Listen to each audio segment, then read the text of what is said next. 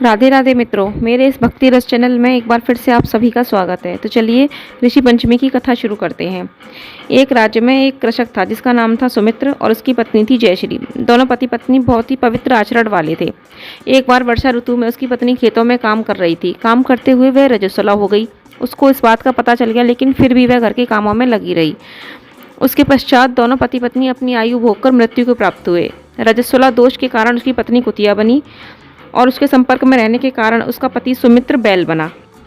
वो दोनों पति पत्नी उसी नगर में अपने बेटे सुचित्र के यहाँ रहने लगे।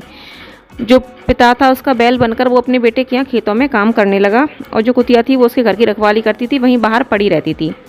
एक बार उसके बेटे सुचित्र ने अपने माता पिता का श्राद्ध किया। श्राद्ध का दिन था। उसकी पत्नी चंद्रवती ने बहुत तरह से पकवान बनाए, खीर बनाई, पूड़ी कचौड़ी भोजन बनाया।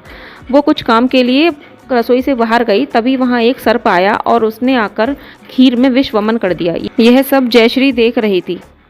तो जयश्री आई और उसने अपने खीर के बर्तन में मुंह लगा दिया, और यह सब उसकी बहू चंद्रवती ने देख लिया। उसने लगा कि इसने खीर झूठी कर दी, तो उसने गुस्से में आकर चूल्हे से जलती हुई लकड़ी निकालकर अपनी सास जयश्री को बहुत मारा। वो चली गई, अपने पति के पास आई, कहने लगी, हे स्वामी, आज तो मेरी बहू ने मुझे बहुत मारा है और मुझे भोजन भी नहीं दिया, मैं तो भूखी हूँ। तो उसका पति कहने लगा, हे भद्रे, तुम्हारे पाप के कारण ही हम दोनों यह दुख भोग रहे हैं। आज तो बेटे सुचित्र ने भी मुझे कुछ खाने को नहीं दिया और खेत में बहुत काम करवाया है।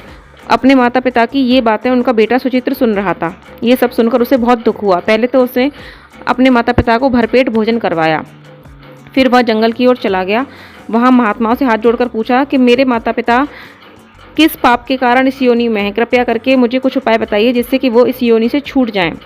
तो ऋषियों ने कहा कि ऋषि पंचमी के दिन नदी में मध्याह्न के समय स्नान करके सप्त ऋषियों को भोजन करवाओ माता अरुंधति के साथ। सप्त ऋषियों को भोजन करवाओ, दक्षिणा दो, दान दो और उसका फल अपने माता पिता को अर्पित करो।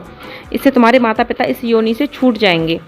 तो सुचित्र ने और उसकी पत्नी चंद्रवती ने ऐसा ही किया। उन्होंने ऋषि पंचमी का व्रत किया, सप्त ऋषियों की पूजा की, उन्हें भोजन कराया, माता अरुंधति के साथ दान दक्षिणा दी और फल अपने पिता और माता के समर्पित कर दिया।